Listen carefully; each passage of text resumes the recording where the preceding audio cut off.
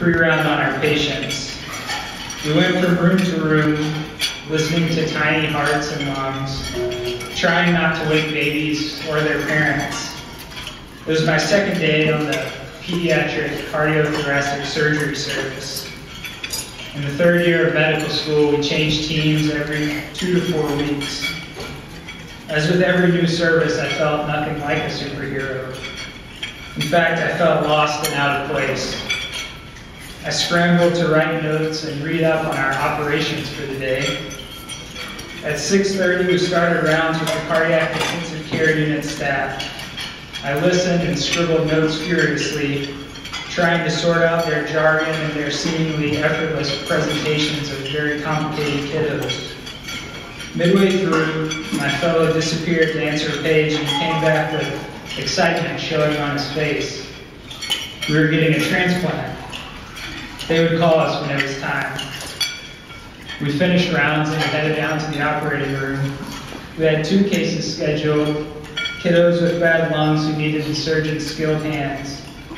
A call interrupted our second case around 2 p.m., and it was time to go.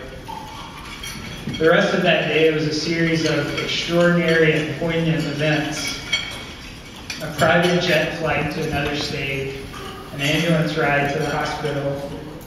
I scrubbed in for the procurement, and when I came into the operating room, the donor was covered in drapes, her chest and belly open like a picture in an anatomy textbook.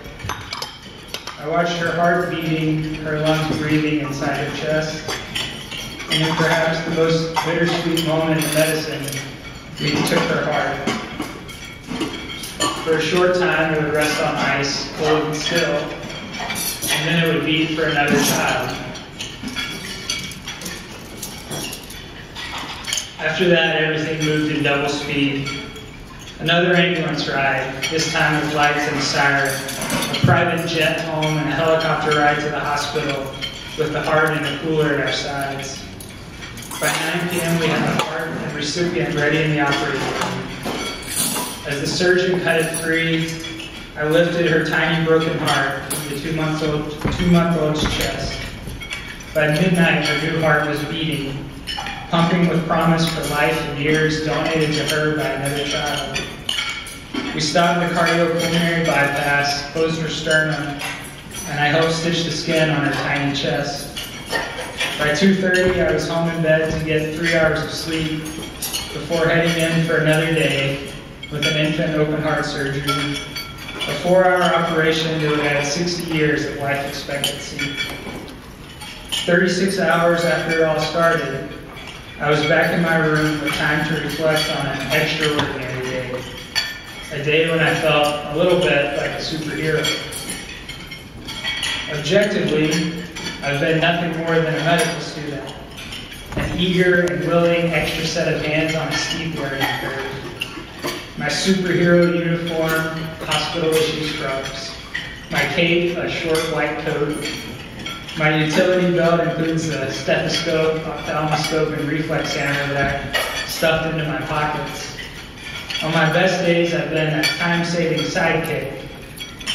But every day, I watch real superheroes in action, and I imagine the time when I will be the one saving the day. The world needs superheroes. Our culture has a superhero mythos, perhaps reflecting a subconscious hope that someone better, stronger, more super will save the day.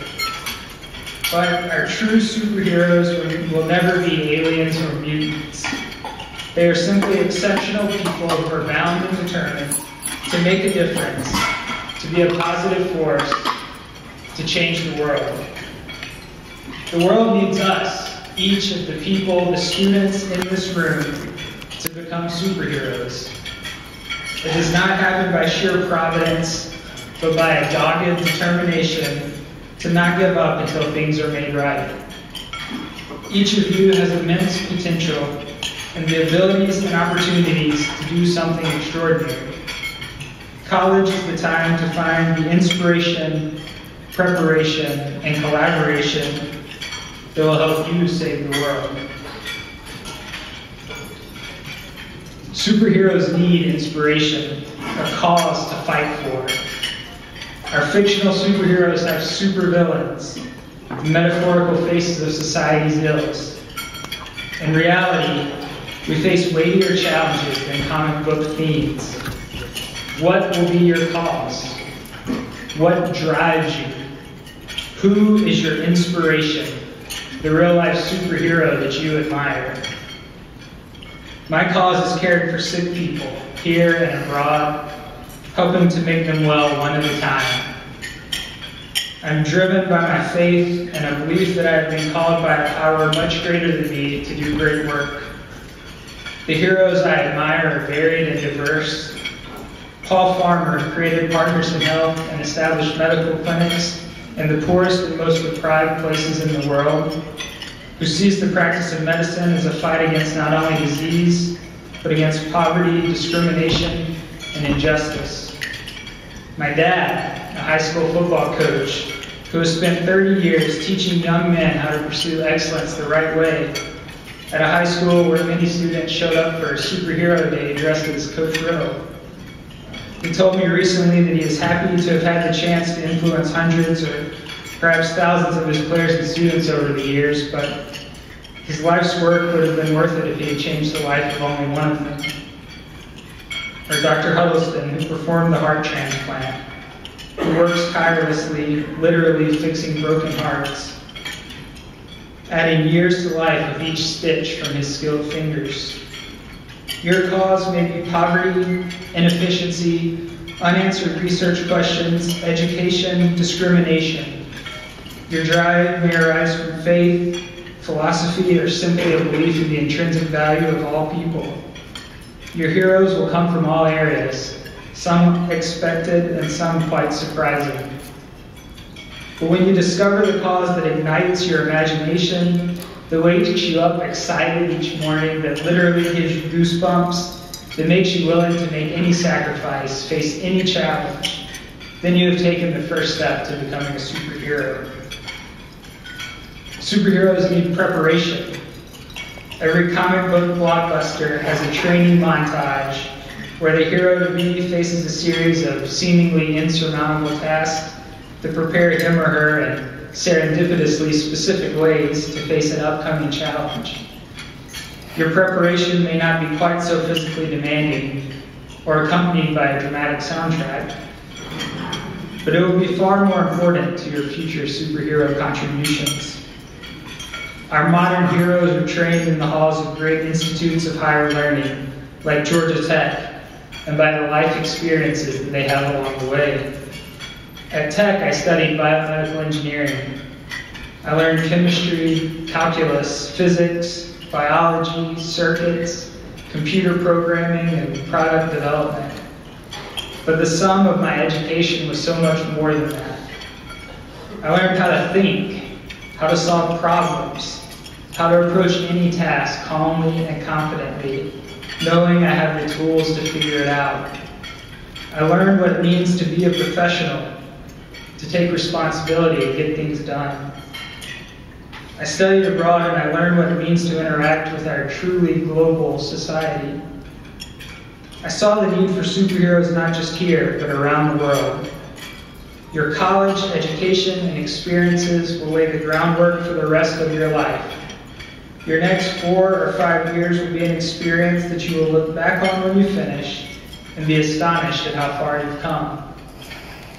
Find a college home where the training will be rigorous, the faculty world-class, your peers exceptional. For me, that place was Georgia Tech, where my expectations were exceeded at every turn. Your time to make a decision will come soon. Enjoy your choices and relish these tough decisions. And when you have decided, approach college with gusto and vigor, squeezing every drop of opportunity out of whatever school you choose. I have no doubt that although there will be times that are difficult and challenging, that you will look back on your time in college knowing it was worthwhile, and that you have come one very big step closer to becoming a superhero.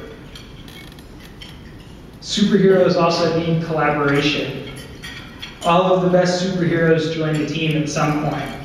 The X-Men, the Watchmen, the Justice League, and even a guy called the Lone Ranger had a sidekick. You will find as you move along in life that the people who surround you make a huge difference in who you become. When you are surrounded by excellence, you will be driven to excellence, and you will accomplish things you may never have dreamed of on your own. At Tech, I was surrounded by future superheroes in the President's Scholarship Program. As a high school senior, I talked on the phone with Dr. Jay Debnath, a President's Scholar and Tech alumnus who went on to medical school and residency at Harvard and now works at UC San Francisco. As a first year on the President's Scholarship Fall Retreat, I met Monique Gupta, who had just graduated and was headed off to Washington University Medical School, who is now a resident at the hospital where I've been training. Ambika Bum was graduating as I finished my freshman year, one of the first graduates of the biomedical engineering program, and a Marshall Scholar who completed her PhD in England. Within my own class of President's Scholars, I was encouraged and driven to higher heights by the students around me. My roommate, Brandon Kearse, was a Rhodes finalist and went on to complete his master's in civil engineering. He and I both kept 4.0 GPAs during our time at Tech, and sometimes our greatest motivation was simply knowing that the other one was still hard at work. Brad and Becky Tucker, now married, met at the PS Fall Retreat before our first year. In our third year, they made a short film that won the International Campus Movie Fest. They now live in California, where Brad is pursuing a career in filmmaking, and Becky is in graduate school at Caltech. Of the students in my biomedical engineering senior design group, one finished a master's in healthcare systems here at Tech. One's graduating from Johns Hopkins Medical School this year. And the third, Inman Chen, a fellow President's Scholar, won a Marshall Scholarship and is pursuing a PhD in England. And the year behind me, Nick Wellcamp won a Truman and a Marshall Scholarship. The list of incredible accomplishments goes on and on. When you come to Georgia Tech, you will become part of a legacy of excellence. The list of superheroes from Georgia Tech includes presidents, astronauts, CEOs, doctors, engineers,